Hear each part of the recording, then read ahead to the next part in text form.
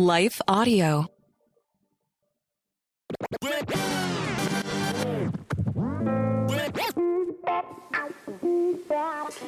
Hey, welcome to the Gospel Rant. I'm Dr. Bill Sinyard with Gospel App Ministries. We've been going through the Sermon on the Mount, but we're going to take a break to talk about parenting. We have launched our Good Enough Parenting program. It's online. It's 15 tips, and participants get a single tip every day for 15 days. It's only 10 to 15 minute long tips. The beta test was amazing. Parents of teen and tweens, please take advantage of this. We think we've priced it right. It is absolutely free. If you want to know more, contact me, Bill at gospel-app.com, or you can go to the landing page, goodenoughparent.online. And we're going to be talking about parents and things that parents can do to be more good enough parents. I have with me today a special guest, Blane Despres.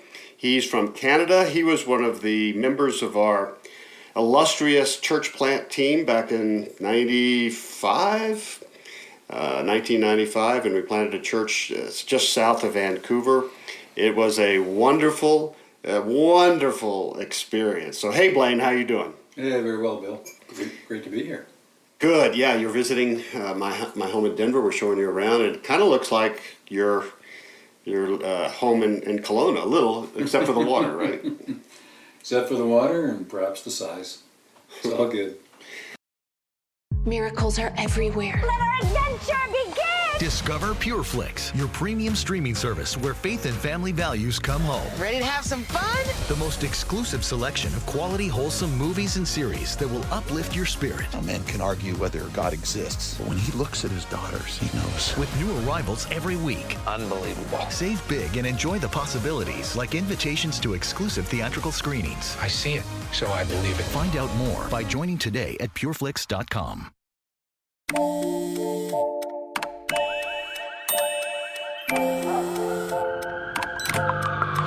The world is always on, but you shouldn't be.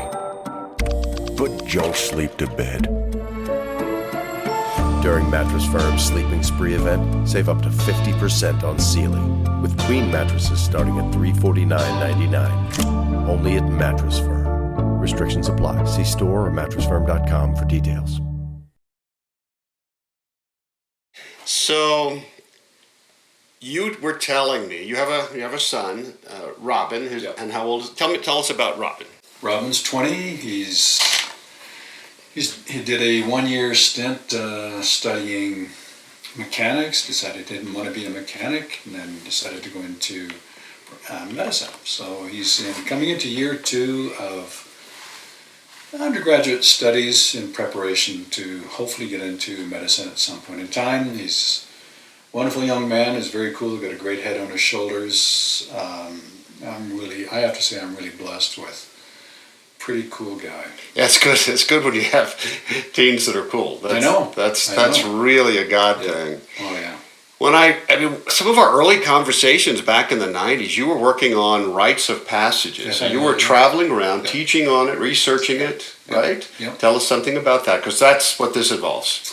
Yeah, that essentially serves as a background and a foundation for what I was doing. So I was teaching in a high school, had come upon a book by a professor up in Vancouver, and the book was entitled The Walkabout Papers, Maurice Gibbons. And it was looking at how in North America we lack any distinct or clear rites of passage going from adolescence into adulthood. Mm-hmm. There's always the assumption that you get your driver's license or drink or go to university, but there's nothing really celebrated as a distinct movement from child to young person, young man, young woman. So we developed a program. And many cultures in the past have found that critical. Yeah. Some still practice it, but North America we don't. Mm-hmm.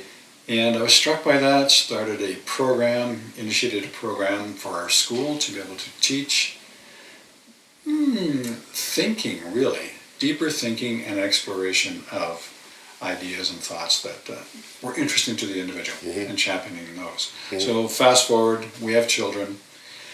I've got 2 kids, a daughter, an older daughter, and my son, and I wanted something that was going to take us from young Robin to adult Robin, to man Robin. And so I wanted to read, so I was reading books on fatherhood, on what to leave your son, legacy. And I came upon a couple of interesting books. One was by Barna Research on the intentional father. And that's a really good starter book. And another one was How to Raise a Modern Day Knight, or Knigget. And that one really tied in with my other stuff in terms of rites of passage.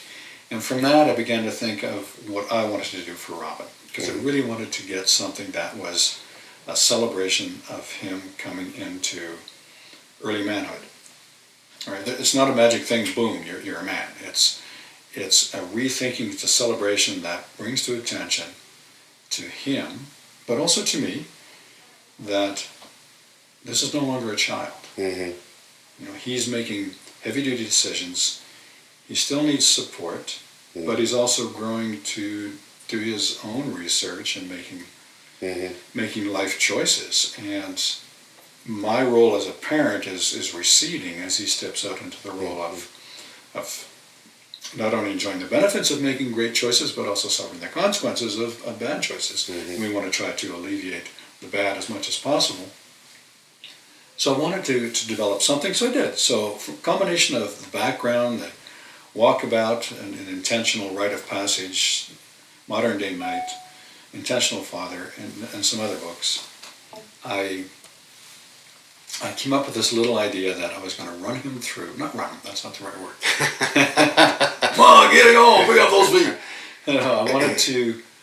I wanted to orchestrate a special event where he would go through a process, and then we'd have a celebration at the end of that process. So for me, the process was, I contacted 3 men that I trusted that could speak into his life in kind of 3 different areas or themes. So I had a financial advisor, Shane, who I wanted him to speak to Robin in terms of what was the role of the man in terms of finances and how to be wise with finances, because we live in the world. You got to eat, you got to live, and if you get a family, you've got to be able to look after that family. And how that specifically relates to being a Christian. Without being miserly, without being crazy or spendthrift or anything like this, it was how to be wise with money. Yeah, so just to make sure the listeners know, this is not we're not going to a verse in the Bible and going, here are the 3 things that you, this just makes sense. Good point. It's just, it's a celebration. It's a recognition. They've survived the teenage years. And one of the things they need to be concerned about is making a living. Absolutely. Makes sense. Yeah, you want it to make sense. It's something I never got when I was growing up. Yeah, no, I didn't ever. Yeah. I had to learn it, and I had to learn the hard way, and there were some lasting effects from that that are not great. So I wanted him to become more aware of being wise. Right. So you could point to some scripture passages, I suppose, in terms of you got to work. It's not about being lazy. So you got to work. So how do you work? How do you look at money and what you're doing as this is God's? It's not mine. Yeah, I've earned it, but by the grace of God. And you need to have what that. do I get to keep? You need to have that understanding. Yeah, that's right. Versus, so that was the financial side of things. And I'll go through quickly the 3 men, and then I'll tell you the steps. And then want me to do that. So the second person was our pastor. So I wanted a man to be able to speak into Robin's life in terms of what it means, not simply to sit in a church, but be part of a community, an evangelical community. And by evangelical, I don't mean the modern sense of evangelical. Right. That's almost a 4-letter word. Almost. So let's call it a Christian community. Christian community. There we go. And responsibility in there, being a part of, not just a taker. Not a Sunday morning taker. Sit there, get your stuff, get your inoculation, and away you go for the week. This was about being a part of a community, an intentional part of the community. But also what it meant to study the Word. Why it was important to really get into the Word and know God. I thought a pastor, and I trust Nick, our pastor there to be able to Interesting. speak into his life that way. Yeah. Right? So as a former pastor, I would have loved somebody asking me to do that. Yeah. It would be awkward. I'm not sure how, I'm not sure yet what I would say, Yeah. but oh my goodness. I know. To be invited by a parent into the life of their child, Yeah. boy or girl, Yeah. oh my goodness. I would have been so honored. I would have invited you. You're too far away to commute. Yeah, so you say. This was this was only 45 No, I'm minutes. not taking it too personally, Okay, I guess. okay. I guess a little, maybe. You're good, Oh, man. okay, all right. Now that but that's a different You can podcast. rant, but that's a different rant. So the third person, Chris, fellow that I've known longer He than was part of the church plan than as my well. kids, part of our church plants. I've known Chris for 31 years. And for Chris, who has 3 kids, and who's been intentional in his kids' lives, I thought, I want somebody that I know that can also speak into Robin's life as a parent, as a man who works, as a member of a congregation, as a man who's struggled and found his own ways through making life work, walking as a Christian. Yep. And so that was more of a practical form, but all 3, you notice, all 3 had a Christian characteristic. It was all, how is God, or how do we relate to God in those, I say, 3 key areas, Yeah. because they touch us. So how I did it was I contacted these 3, and they were, same thing, they were quite honored to be able to do it. And then I said, I'd give you the details ahead of time. So for each of them I said... Wait, before you get into Okay. that, we're actually, we're hooked up with Life Audio now, lifeaudio.com, and we do have sponsors. Ooh. So if you don't mind, we're just going to Advertisement? tease a little bit, and we're going to I like it. stop right now for just a few seconds to get a word from our sponsors. We'll see you in a minute. It's a crazy world out there, moms and dads, and raising our kids to stand strong in the faith is tough. I'm Catherine Seegers, host of Christian Parent Crazy World, a podcast that answers the questions that keep us parents up at night. Questions like, is it okay to question God and the Christian faith? How do I help my kids to have an authentic faith? Wait a second. Is the Bible just a book written by some ancient dead guys? Yeah. For answers to these questions and more, subscribe to Christian Parent Crazy World at lifeaudio.com. I found myself on a ledge, 3 stories high at some condominiums, contemplating my life and struggling to understand my purpose. Have you ever found yourself on the ledge? My name is Billy Yant. I'm a caring father, mentor, and friend. In my new podcast, Billy and the Goat, I share the life-changing events that shaped who I am today to remind you that no matter how far you've fallen, God can help you get up and thrive. Listen now at lifeaudio.com. All right, welcome back. Thanks for allowing us to do that. All right, sorry to cut you off, but No, that seemed like a really good time to... Yeah, that was an exciting sponsor. So that's good. Right, let's go run and buy the stuff. Let's do it. So I set up ahead of time, contacted each of these 3, and unbeknownst, I told my son ahead of time I was going to be doing a little celebration with him. And I gave him a little taste in the sense of, Robin, I'm going to be doing a celebration with you as a rite of passage going into manhood. And I'll tell you more about it as we get there, but you are going to have to trust me on how I set it up. Because it's not just going to be you and me sitting down and have a father-son talk. We've done a lot of those. It's going to be something different. He said, okay. He was open to it, probably intrigued, wasn't jumping off the bandwagon going, woohoo, what is it? And so ahead of time, I contacted these three men who all agreed to do it.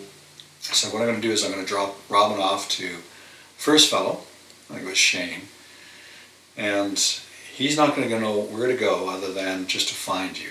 And then it's up to you to speak into his life. And here's what I'd like you to talk about. So finances and living as a Christian and what it means to be a steward before God.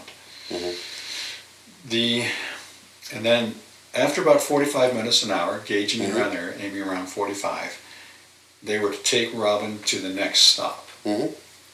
And Robin didn't know where he was going, other than the very first place where I dropped him off. Very cool. And when I dropped him off, I said, "See you in a couple of hours," and left. Very cool. I said, "You need to go in there and get a hold of Shane. He's on such and such a floor." So he did, and he kind of wanders in there and half lost. And then Shane drives him off to the next person. I believe that was Chris. So Chris takes him downtown, and they go for a beer. And you see he's talking. So he gets a real life situation of sitting down in a civil spot, Yeah. having a beer, talking life. What does life look like as a parent, as a man, and as a person struggling with The journey he's going to be on. trying to make life work as an individual, growing into be a man, the mistakes, watch out for. I love it. Think about it. I love it. Especially going into parenthood. So then Chris, he would be finished, and he was to take him and drop him off at another spot to connect with Nick, our pastor. Right. And then Nick took him, and I think he dropped him off at the church, so Nick met him there, and they had a great chat there. Then after all those three were done their talk, we all met at Chris's place. I had gone downtown, and I'd got some pre-marinated flat iron steaks. Nice. And they were good. Brought them back, and we grilled them, my wife and a friend of hers. They made some salads and a couple things, some nice garlic bread. And we grilled them up when Robin walked in and sat down, and he had a superb meal. Steaks were just like, whoa, man. Yeah, that helps. So the meal was crucial as part of the celebration. As you can think about the scriptures. There's something communal and there's a connecting. theology of eating. Right. That's Enjoying it. Yeah. There things are kind of let down. You're enjoying something. You're sharing the enjoyment, and then sharing the different ideas that each of us talked into Robin's life. And so you still kept talking into Robin's life at the meal. Yes, it just carried intentionally. On. Now, that's right. Carrie was involved, your wife, in talking into that? Just guys. Okay. So it was us five. Okay.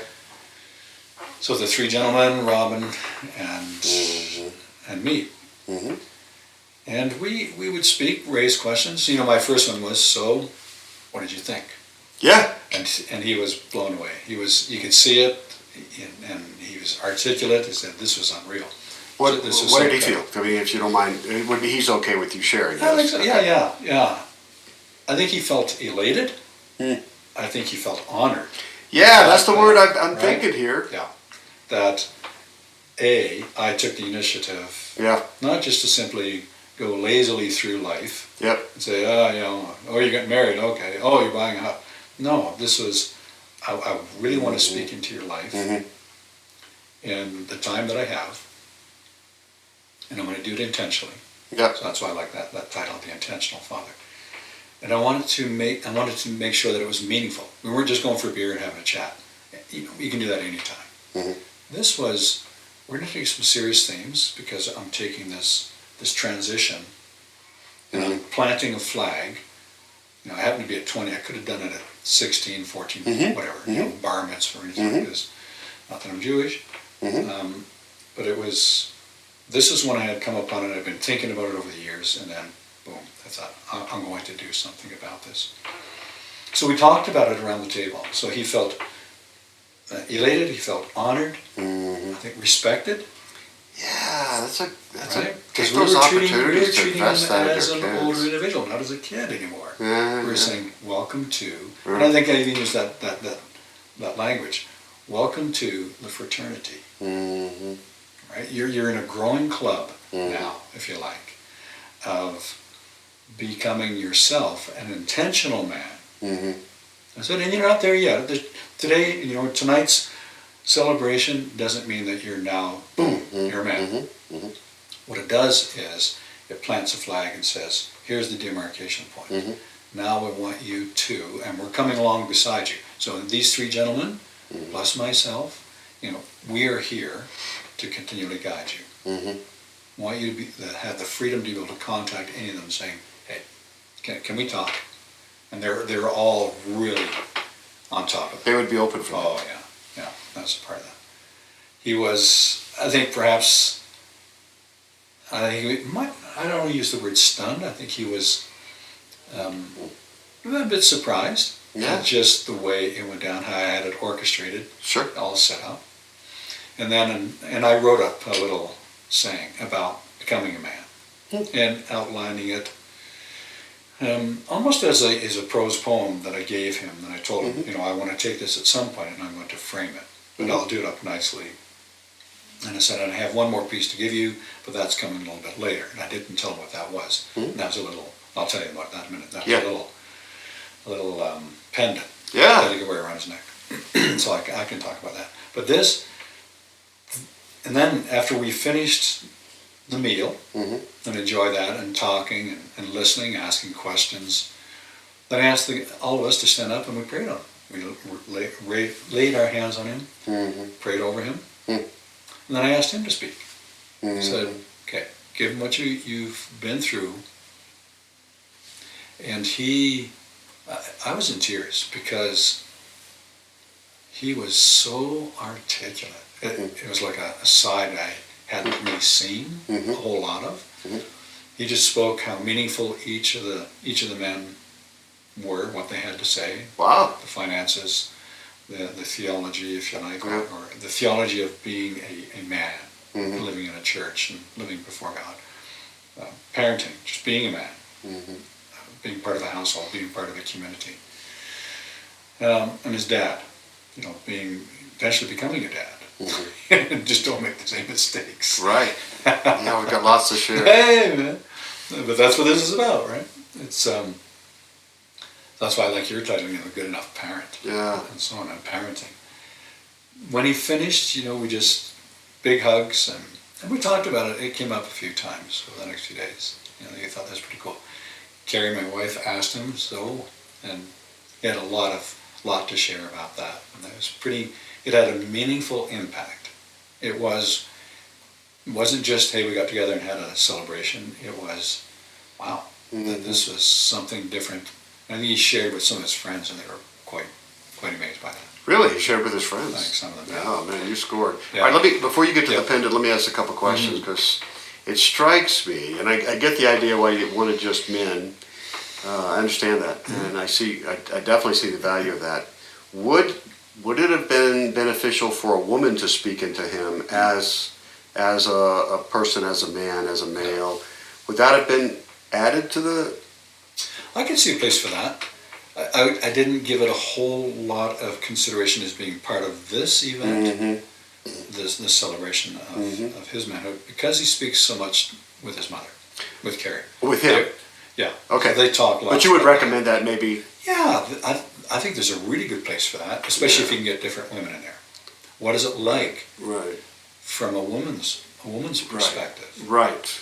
Wife, mother. Right. Member of the Partner. community. Here are the things you need to think about. Right. Because it's too easy to think of the Venus-Mars trap, men are from Venus or something like that. Or we're just from a different machine. Yeah, we're learning. I should say I'm learning that how I come across to men is different than often how I come across to women. And it's not like one's right or one's wrong. It's just a different perspective sometimes. Not always, but I don't know. That's new to me, relatively speaking. Yeah. It just is. So good. So can I add something to that? Oh yeah.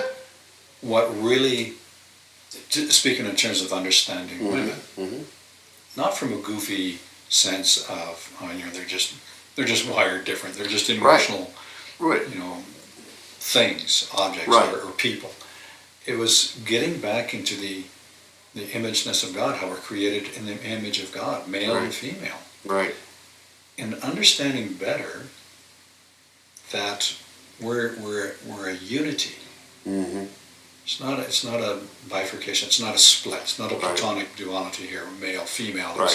It shifted from that. Yeah. In the Middle Ages, and people talk about that, a patriarchal society, and I'm buying it. Yeah. I do think there has been a polarization that is deadly. It's unfortunate. And I'd say it goes back further than the Middle Ages, but that's another topic. That's true. Yeah, that's true. So I appreciated So even in my talks with Robin, Mm-hmm. we're to be becoming more conscientious Mm-hmm. about women Mm-hmm. and their roles in our lives. We don't Yeah. dismiss their emotions. Right. We don't get necessarily caught up in emotions. The same as we got to guard against getting caught up in our projects Mm-hmm. and forget our emotions. And it happens. It's an ongoing process It of happens. understanding women are individuals still created in the image of God Yeah. that we need to take seriously, Oh, yeah. listen, and learn to listen to better, Yeah. and to be able to communicate with better And enjoy. and enjoy. And honor. Yeah. And all So those that's things. what We I have to say. learn that better. We do. All right. So my next question is: you did this for your boy. Mhm. How about the parent who's listening now that has girls? Mhm. Can you see the same thing happening with the There rite should of be. passage for women? And I'd say yes. Yeah. Would that be interesting? Carefully. Understanding again that same thing that we're made in the image of God. Yeah. So there's there's the male world. Yeah. Not as, beware, you're just going to end up marrying a man-child, or not perhaps marrying a man-child. Caveman. No, it's understanding that, and I don't want to put words in Carrie's mouth, Mm-hmm. but there are different ways to be able to handle the world. Mm-hmm. Different perspective, different reaction or response to Mhm. things that happen in the world. Mm-hmm. And caring. There's aspects that I see more dominant in women than I do in men, and that's Mhm. that caring, that fostering, that nurturing. Mm-hmm. So he loves his mom. He's not a mama's boy Yeah. at all. Yeah. He loves his mother, and that is Yeah. so cool. He honors They talk a lot, Yeah. Yeah. and I love that. Yeah. So for the for women, young women, stepping across that line, if Yeah. you like, of becoming women Yeah. of age, big time. Wouldn't that be great? I That mean, would be huge. to have a couple of women speaking into their lives too, Yeah. particularly one who's struggled with the inequities, Yes. who have been affected. Yeah. And who's got it figured out and not bitter, or hopefully, Well, that might be yeah, part of that, but that's where I'd been able say to process a that few women. well. Yeah. That would be amazing. Yeah. Save all kind of struggles. Yeah. I love the idea of having both. Yeah, me too. Yeah. I would agree. All right. So the pendant. Pendant. One of the things that came to my mind as well, as I was contemplating setting up this process, this celebration of manhood, was something that he could carry with him as a constant reminder. And I thought of a ring, thought of a bracelet, and I thought, a pendant, something he can wear around. Oh, I was thinking tattoo. But Yeah, well, the last time I tried doing tattoos, I just left big scars. So I gave that up. another Leave rite, that to the pros. another rite of passage. That's right. Or wrong of passage. You don't want to have a scar from your rite of passage. That's No. The idea is celebration, not hospital trip. So I came up with this idea of what could really stand for the virtuous man. Mm-hmm. And what came to me was Ephesians, the armor of God. Yeah. So I sketched out something quickly in my notebook, and then eventually culled something together online and contacted a local jeweler. Mm-hmm. And it was a picture of breastplate, armor breastplate, Mm-hmm. and I wanted a sword in there somewhere, Mm-hmm. and a belt across it. So the belt of truth. And I thought some other symbols too. The crown. We're royalty. Mm-hmm. We're not just foot soldiers. We're royalty. So I wanted a crown in there. I thought a little garland, because the garland celebrates it. A red garland, if it was in color, then that's part of royalty. Mm. But I wanted the Christian connection too. That was a little more obvious. So the cross in there, and then the cup. So that getting back to the communion. Yep. So that celebration of Christ and Yeah. of community as well. So I had them arranged on there, and then I had 3 words that I want to put in there. And I had 3 Latin words: honoris, veritas, and virtus. So honor, virtue, truth. Mm-hmm. The jeweler, he sketched it all out and did it up in a much nicer artistic format. Yeah, And showed that to me. We went back actually just about one iteration. I was like, wow, yeah, you nailed it. And his idea, rather than sort of carving something about the size of a silver dollar or something, or in Canada, a toonie, we call it, $2 coin. So it's at about 1.5 inch across, something like that. I had that in mind. He was going to carve it and be a 3D, a relief or something like this. The jeweler, Marcus O'Brady in Kelowna. A little shout out to Marcus. Great guy to work with. He came up with the idea of a stamp. So a blob of silver and carve a stamp, and this stamp will be in it. So again, that seal. I love the idea. Yep, a lot of symbolism with that. Yeah. So it took a few months. I wasn't in a big. It's legitimate jewelry. This is a valued piece of. Yep. So in the end, when he was all done, he said, "Come on, it's all ready." And I came in, and he had done a blob of silver. So it's not all polished and shiny and stuff like this. It was your grays and tarnish a little bit, and then this stamp in the middle of it, almost like a wax glob. Yeah. With a ring. Yeah, nice. And so you get the full relief. Yep. Of all the symbols that are in there, and the writing in there. And again, it's about the same size. You can see the writing clear enough. Yeah, you got to look closely because the writing is quite fine. Did you go over the writing, the words with him, With and him, all the symbolism? Yep. You covered that with him. Yeah, I had that. I went over it, that little writing piece, that little prose poem that I said I wrote. Okay, it was in there. I went in there and went over that. And the finale of that little prose piece was Proverbs 3, 4, 5, and 6. Trust in the Lord with all your heart. Yeah. Lean not in your own understanding, but in all your ways. Yeah. Acknowledge Him. And when I read that off, he laughed and says, "That's what Pastor Nick told me too." And I was talking to him, I said, "Hey, that's truth. You hang on to that. You put God as number one in everything you do. Everything. Business, life, medicine, your relationships, everything in your life. He's number one, and you really are intentional about that. Then your life is going to be all right, a couple questions. First of all, if one of the listeners wants to find out more about that thing, the pendant, would you be willing to chat with them? It doesn't sound cheap, but if they're interested. Yeah. Okay. So contact me, Bill at gospel-app.com, and I'll hook you up with Blane. That's great. Second question, that would be the same pendant that a woman would wear. I'd make it more elegant for a woman. Oh. Because I wanted something that was kind of rough, masculine. Oh. The rough and ideas we have as being masculine. You caveman, you. That's all right. There's a part of me that sometimes that sort of breaks through. But the elements. The truth, honor. Yes. Same. Yeah.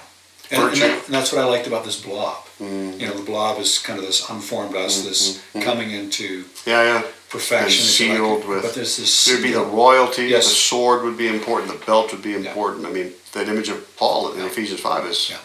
It's not sexual. It's male and female. It is. And with the stamp being so clear, you get that sense of perfection in the midst of the rough. So for a woman, coming out of the rough, a nice, elegant one, okay, that would really, really shine. Okay, I would say. All right. What about Can I say something quick? No. Okay. His reaction to that when I gave it to him, which was only a couple of months. Yeah. Yeah, this is recent. This is fresh hot off the press. I said, here's the last thing I was telling you about. And it was in a box and had a little leather thong just to hold it for the time being because I had to order a silver chain for it. You should have seen his reaction. It was priceless. It was like, wow. And he's studying it and looking at it, and it's got some heft to it. Yeah. It's not going to give him a broken neck or anything. Right. It's and he wears it all the time. He does. That was my question: is this? I mean, is this legit for Gen Z? I mean, or they look at that and go, "It's kind of old, Dad." I mean, not at all. Really. He was. You could see the delight in his eyes. Again, I think I tapped into honoring him. Yeah, everybody wants that. It wasn't a cheap gift. Yeah, that's there wasn't anything cheap about it at all. And I explained the words and stuff. I said, "This is kind of the capstone, if you like, of our celebration. This is a reminder, constant reminder." It's not cheesy. No, not at all. Yeah. All right. So I'm just going to push you on this one. Many parents who are listening won't have that good relationship with their teen. Yeah. They're struggling, and they've just survived teenage years, and it hadn't been pretty, and they're feeling like not good enough parents, and they're not quite sure what their child feels towards them anymore. You're talking about me, actually. So, how would you shift this to, or what would you, for a parent who does not have a good relationship with their 20-year-old? Part of my reading, in terms of staying on top of trying to be an intentional father, both to my daughter and my son, were some writings about, maybe you've got a messed up relationship. I'll confess, one with my daughter isn't the best. Okay. And I'm struggling to try to make that work. But that's the thing, I think, is not giving up. You don't just give up and say, that's the way it is. No, I'm still intentional. I'm reading, praying about. You would still do it. Yeah. And I'd look for different ways, perhaps, and acknowledge right up front, listen, many ways that I've screwed up. Right. But this is something I want to get right. Right. Would you come? And you may not like. Yeah. You may be defensive. That's fine. Welcome anyway. Yeah. You may be angry at this. Some of the stuff that I've done in the past may trigger. Yeah. But please let me do this for you. Yeah. And we can talk about it in 10 years. Something like that. Great way to say it. Good. Yeah, it could be dangerous too. If somebody's got a grudge, a 20-year-old has a grudge, and they feel like they haven't been heard, and they feel whatever, that dad's a hypocrite Christian, right? Or mom's a negligent Christian, they may go, this is exactly what I haven't liked, and in blah, blah, blah, blah, blah, right? Sure.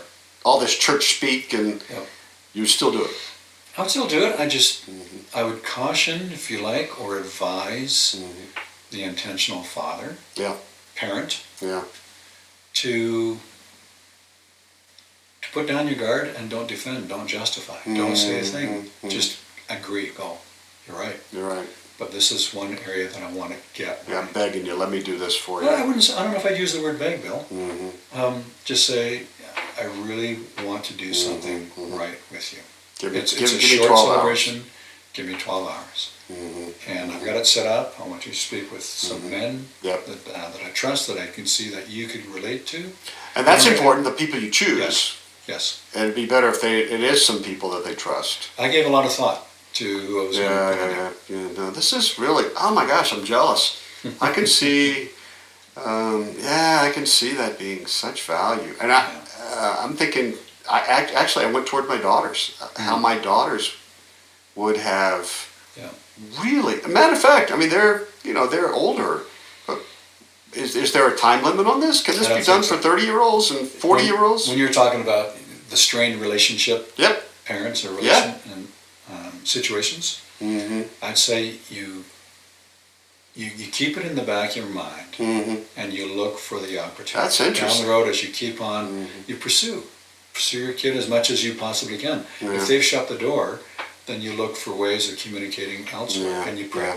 I mean, if for the Christians in the audience, you got to rely on the Holy Spirit to change them as He is changing you. The Holy Spirit loves your kids more than you do. Absolutely. We say that a lot in the Good Enough Parent. And we all want honor. We all want honor. No kidding. And we all feel like our parents haven't honored us enough. I mean, I haven't found a single who says that, no, my parents honored me perfectly. Okay. So let's talk about denial. That's right. All right. That's really good. All right. We're at that time. I do want to do a final plug for the Good Enough Parent program.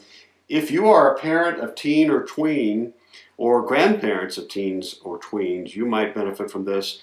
15 biblical parenting tips. It's immersed in the gospel. It's immersed in attachment theory and neuroscience. There's nothing else like it. It's all online. You just go to goodenoughparent.online and register, and you get started. We immediately start sending you the 15 tips. We give you before and after surveys and see what you've learned and what you've learned about your child, their brain, why your child blows up when you make them eat their broccoli, that type of thing. It's I think you'll like it, and it's free. Gospel App Ministries is passionate about getting this out. We think there's a crisis right now in our families, and so we want to get this out to as many people as possible. So you can help by getting it. If you know a single parent, a couple, single caregiver who could use this, get the word out to them. We thank you ahead of time. I want to thank Life Audio one more time for hosting this podcast. Well, we'll see you at the next podcast. We'll be getting back to the Sermon on the Mount. I'm Dr. Bill Sinyard, Bill at gospel-app.com. Take heart, child of God.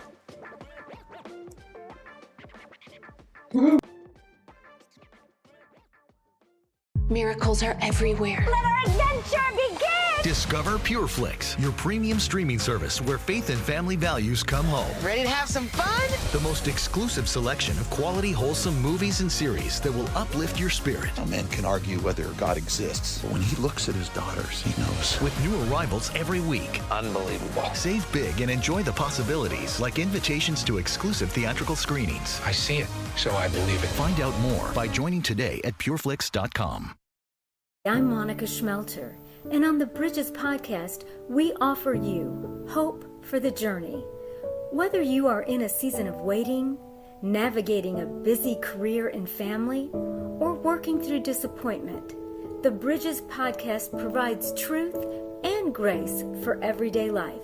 The podcast is Bridges with Monica Schmelter, and you can listen and subscribe at lifeaudio.com.